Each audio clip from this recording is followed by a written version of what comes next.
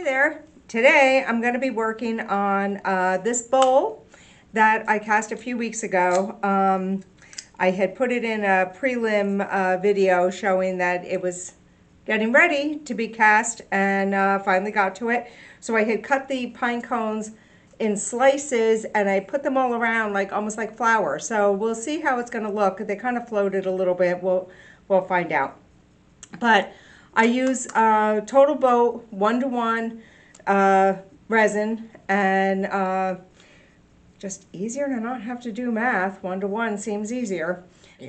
Anyway, we'll see how this is going to come out. I'm excited because this will be my first little Christmas bowl.